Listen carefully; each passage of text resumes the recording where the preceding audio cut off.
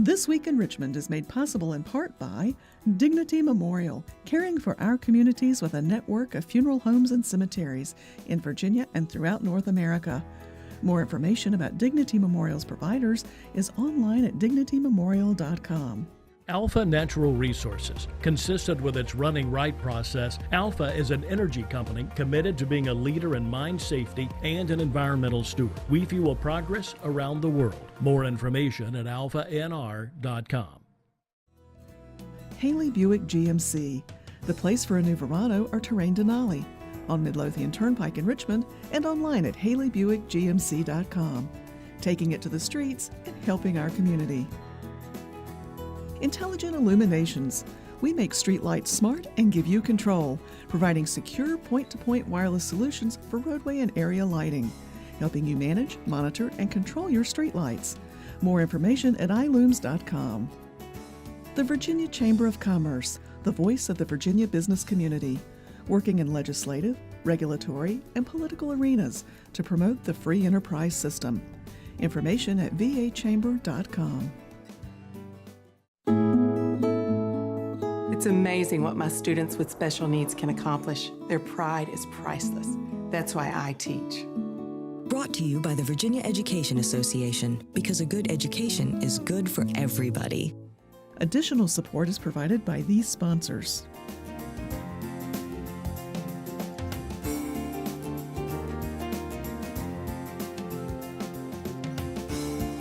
And by the members of Virginia's public television stations. Thank you.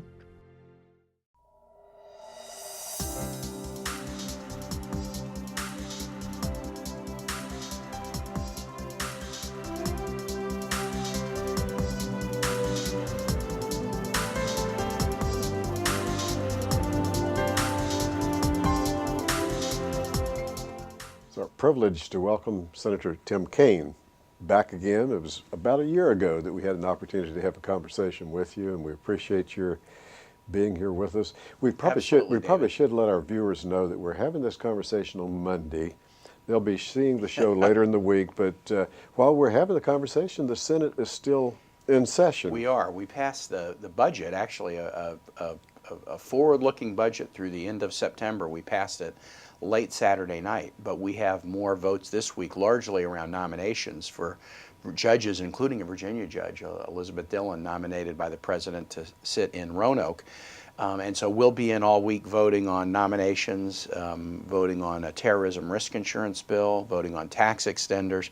So we have a lot to do this week. I don't know exactly when we'll adjourn. Could be Tuesday, could be Thursday. But I think I know the direction most things will go, so I look forward to talking about them. David, good to be back with you. Good to have you here, and by the time our viewers are seeing this for the first time on Friday and then later in the week, you'll be getting a short break before the upcoming session. Yeah. I wonder if you would want to start even just any reflection on the past year, and then let's move forward about what you're going to be working on.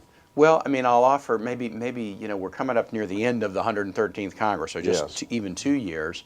Been my first 2 years in the Senate, and I'll give you kind of the good, the bad, and then the challenging going forward. Yes. So the good was in my work on committees, Armed Services, Foreign Relations, and Budget, some significant accomplishments in each area. Armed Services especially worked very hard on legislation dealing with the veterans' unemployment rate. My first bill, the Troop Talent Act, passed to help members of the active duty get civilian credentials that would help them get jobs easier in the civilian workforce, and that's been working pretty well. Working a lot on Virginia-specific priorities, especially in the shipbuilding area. There were significant budgetary challenges to whether we would maintain an 11-carrier Navy, whether we would have enough funding for ship repair, huge in the Hampton Roads area. And I've been battling very hard, and I feel really good about the budget we passed the other night in terms of its effect on carriers and shipbuilding.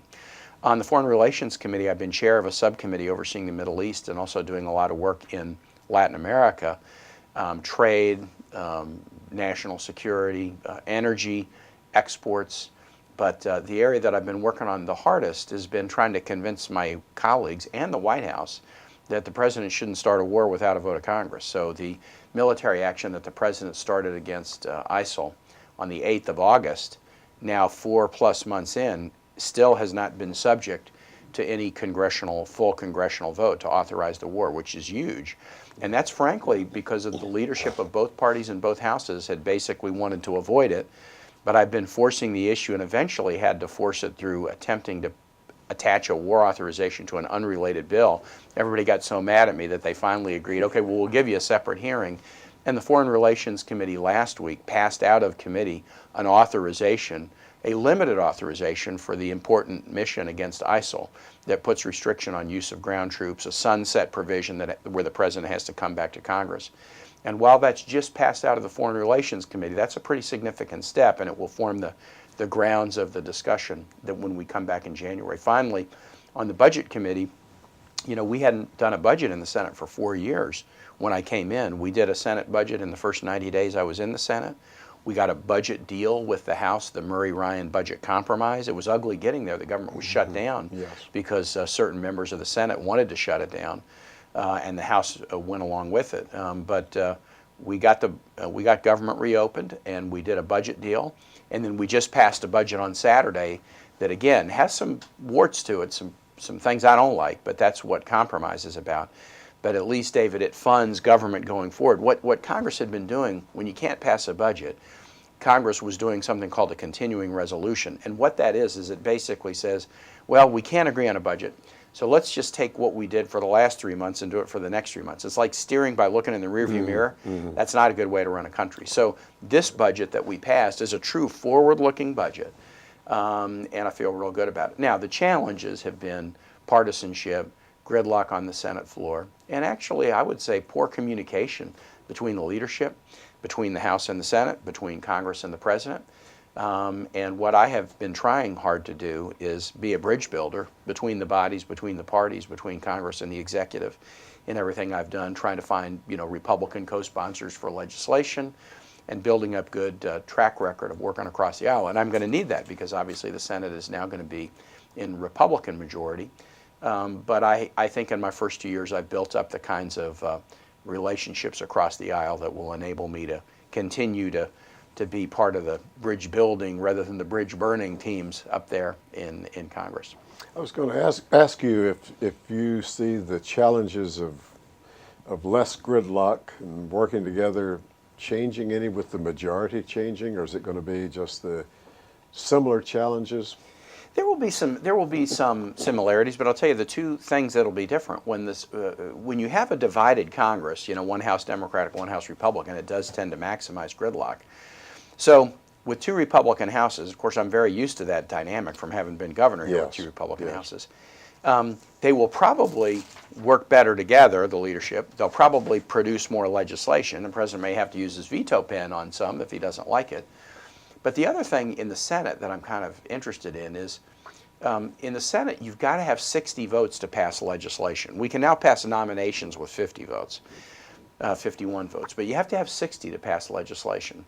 So when the Democrats were in control, we were always 55 Democrats trying to find 6 or 7 Republicans to legislate. Now it's going to be reversed. It's going to be 54 Republicans. They want to legislate. They're going to have to find 6 or 7 Democrats on every issue. And because I have a track record of working together across the aisle, and actually nobody has a better track record on this than Senator Warner, there's a group of about 15 of us Democrats who I think the Republicans will be coming to and saying, can you work with us on this? Now, on some issues, my answer will be, I just don't see it the way you do. On other issues, I'll work with you on it. And there'll probably be a third category of, well, I don't like it exactly the way you say it, but if you can make this change, I can sure work with you on it. So I'm kind of looking forward, instead of always being courting, I'm looking forward to being courted. Because I want to make things happen, and I think I have the ability to find areas of common interest where we can make progress, but I'm not afraid to stand up and say, that's a line I'm not willing to cross, and I don't think the country should cross.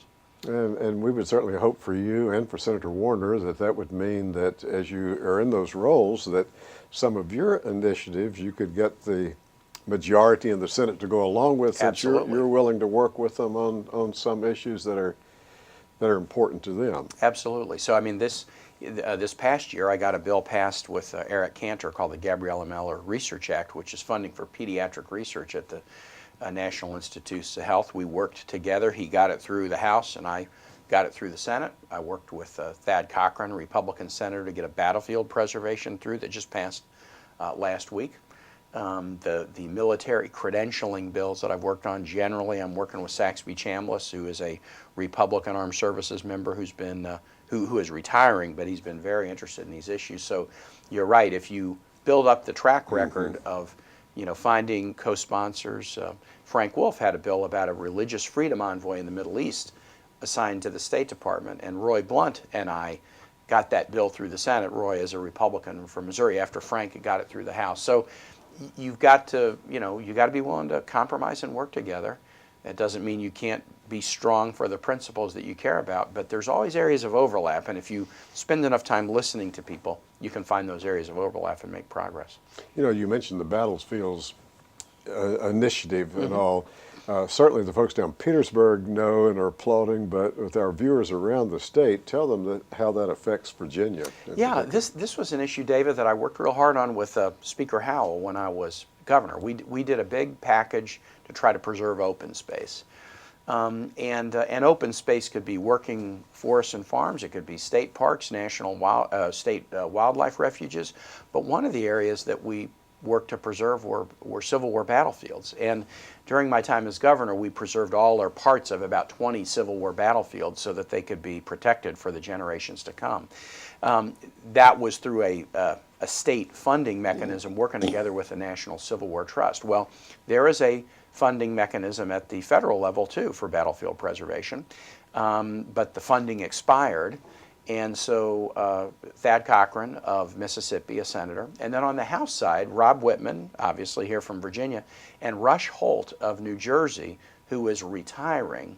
We worked together to do two things, to reauthorize the bill and refund it, but also to expand the bill so that it could be used not just for Civil War battlefields, but also for battlefields from the Revolutionary War or the War of 1812.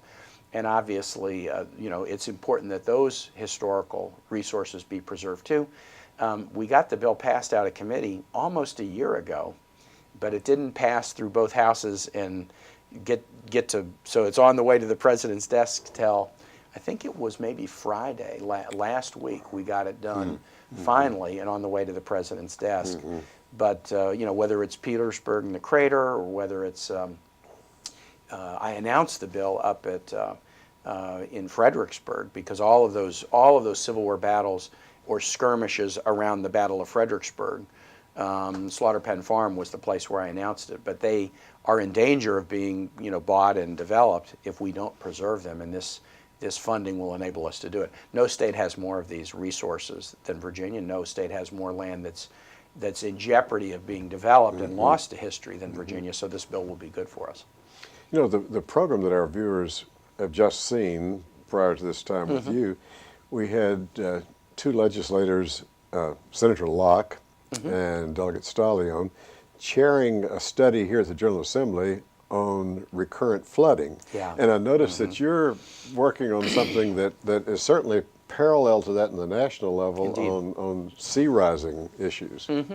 I have been, I'm a member of a climate caucus in the Senate, which is more of a roundtable. We just meet once a week and talk about issues, but my passion about that, David, really does stem from the sea level rise issues in Hampton Roads. I'm sure your viewers have read about this, that in the United States, next to the New Orleans area, the Hampton Roads area is the most vulnerable part of the U.S.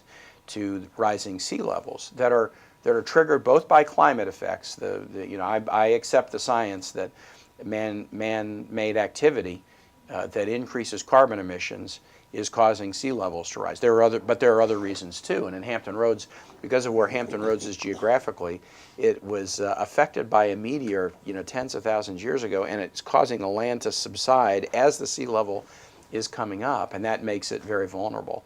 It makes homeowners vulnerable to recurrent flooding. It makes businesses vulnerable. Our military installations, the Langley base in the peninsula, the main Norfolk Naval Base in Southampton Roads, very vulnerable to flooding, and it's getting worse and worse. In fact, under current trends, the main road in and out of the Norfolk Naval Base will be underwater 3 hours a day, just on a normal day by 2040. That doesn't take into account storm surges. And so if you have the center of the greatest concentration of naval power in the world, such a huge part of our defenses and even protecting maritime commerce routes around the globe, jeopardized by flooding, it is a challenge for our national defense. It's a challenge for the quality of life in Hampton Roads and also for economic development. Imagine, being a mayor and trying to do economic development deals and get companies to come, and they're reading articles about Hampton Roads, sea level rise, challenges by 2040. So this summer I pulled together Congressman Whitman, Congressman Ridgel, Congressman Scott, and me, and then we pulled together 2 panels. We had nearly 500 people come to Old Dominion University to hear us talk about the challenges, but more importantly, the strategies. What should we do in a transportation reauthorization bill as we deal with military spending? What should we do to protect the resources we have? And it shouldn't be partisan. The facts are happening right now, and whether or not we agree on all the causes, the sea level rise evidence is overwhelming, and it poses a threat to the second largest metropolitan area in Virginia if we don't do something about it. That's graphic when you say 2040. Yeah. I mean, count up, that's 25 years. Yeah, it's not away. that far. And I think it's got to be a major challenge to see what can be done to push that on out to 2050 or to try to get things we need to. better. I think before your viewers see this show, I will have also been down to Norfolk. My plan is to go down later this week with the Norfolk's Director of Resiliency. That Norfolk is installing, they're doing things to raise homes. They're looking at what roads may need to be elevated. That road into the naval base is going to need some significant work. And I'm going to get a ground level tour in Norfolk to see what's already underway. Because, it's a challenge, but some good news. Hampton Roads is probably, because of the challenges, ahead of most communities in having a really good strategy of local, state, federal, military, private sector, chambers of commerce, everybody working together. So they have a really good working group where everybody's at the table with the military installations to plan out what to do. And I'm going to go see this week a little bit of the work that's already underway to make sure that the effects can be minimized. Because Hampton Roads, again, second largest metro area in Virginia. So anything that affects that metropolitan area affects our national defense, affects 1.6 million people in a very dramatic way.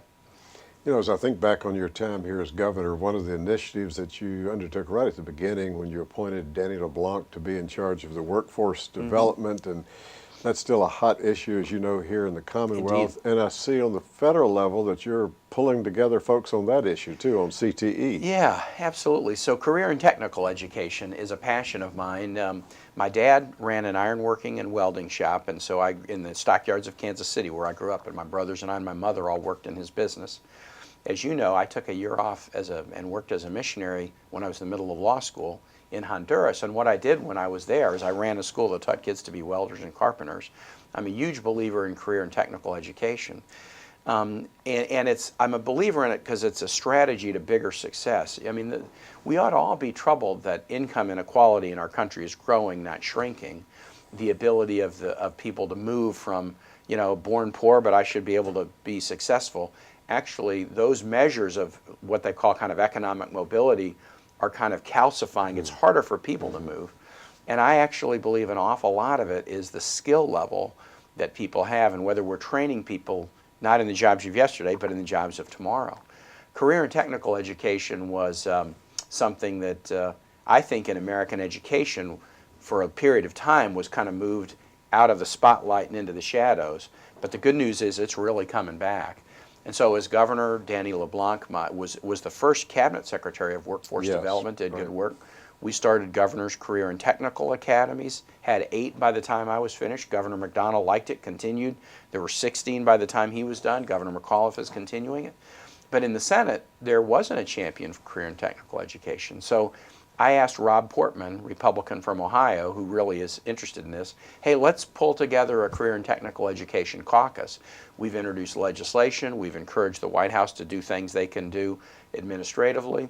We bring top-level speakers to Capitol Hill and have them talk about their initiatives. So for example, the folks at the shipyard, Huntington Ingalls, the apprenticeship school, we've had the leaders of that school up to Capitol Hill to talk to senators and staffers about how to run a great apprenticeship program. So this is a kind of education that's really experiencing a renaissance. And as somebody who kind of grew up in that, in the household right. with my dad, it's fun to work together with Senator Portman and others on it. And there was some indication too that you were looking at some model and that's taking place here in the Richmond area with teachers to try to use that model more on a national level yeah, too. There's a need to really train, have great training of career and technical education educators, because most often the best career and technical educators are coming from the private sector. They've run a welding shop, they've been a computer programmer, they've been an EMT. Or a physician's assistant, and then you try to bring them into the classroom. Well, Richmond has a great program that's called the Richmond Teacher Residency Program that normally will take somebody who's been in a different career and then bring them to Richmond for classes in being a teacher, but also exposure in the classroom. And over the course of a year or so, you're getting your teaching certificate, but also really making the transition from one career into the classroom. Rob Portman and I put in a bill to try to build a teacher training program nationally, incentivize it nationally for career and technical education educators. I tell you, I go to career and technical programs all over the state, and it's almost always the case that the best teachers will have a story of, I was in the private sector for 30 years and I decided I really liked kids, and I've come in here, and then they're really passionate, and they just have a way of really setting a fire in kids' imaginations about careers that they might not have known something about. So we're going to try to do that same thing, and the Richmond Teacher Residency Program is our model. Going back to your committee assignments, the new one that you have received on the Committee on Aging, yes, that will have you moving out in some other areas to work on too. It will. Mark Warner once said to me, this is a very prophetic statement, when he was governor and I was lieutenant governor, so this would have been probably 2003. He said, Tim, nobody has really got their arms around what it means fully that we are living longer than we used to. That, thank God we are, that we're living now to the late 70s and 80s average life expectancy. He said it just changes everything. It changes the actuarial soundness of Social Security and Medicaid, Medicare, obviously. But it affects things like, driver's licenses and healthcare policy and how you build apartments. Do you build apartments with wider doorways to accommodate wheelchairs? Not just for folks with disabilities, but because there will be so many seniors. I only knew 2 of my 4 grandparents, David, and my 2 younger brothers only knew 1 of their 4 grandparents. My children have had wonderful relationships with all 4 of their grandparents, and because we're living longer. Yes. And so whether it's healthcare, housing, driving, budgetary soundness of major programs, everything really is being affected in a dramatic way by the good news that we're living longer. Now it creates challenges too, the soundness of Social Security and Medicare. But it's all good news, but we just have to get our arms around it. So I found out last week that I would be adding the Aging Committee to Budget, Armed Services, and Foreign Relations.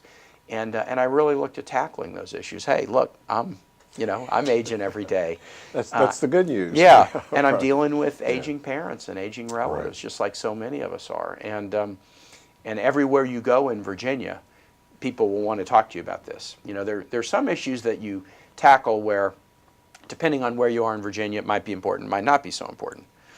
This is an issue I couldn't go to any zip code in Virginia and have people not interested in kind of sharing stories and making sure that we have the right policies with respect to our aging population.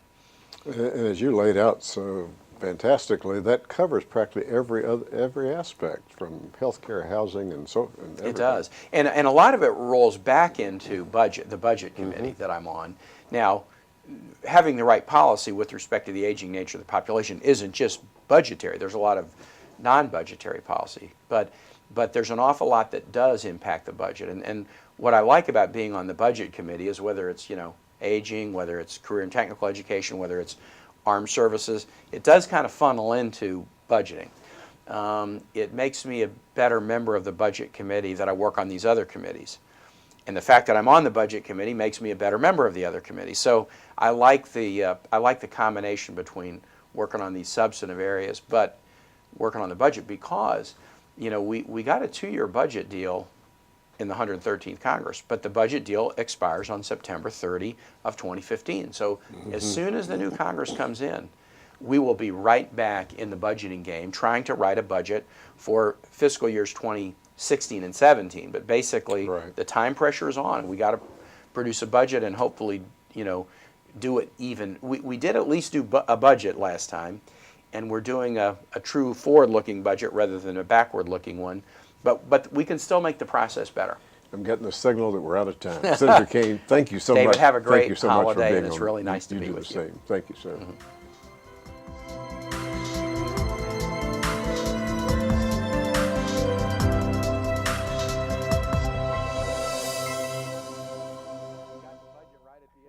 This Week in Richmond is made possible in part by Dignity Memorial, caring for our communities with a network of funeral homes and cemeteries in Virginia and throughout North America. More information about Dignity Memorial's providers is online at dignitymemorial.com. Alpha Natural Resources, a leader in mine safety and an environmental steward. Haley Buick GMC in Richmond and online at haleybuickgmc.com. Intelligent Illuminations, helping you manage, monitor, and control your streetlights. The Virginia Chamber of Commerce, the voice of the Virginia business community. The Virginia Education Association, because a good education is good for everybody. Additional support is provided by these sponsors.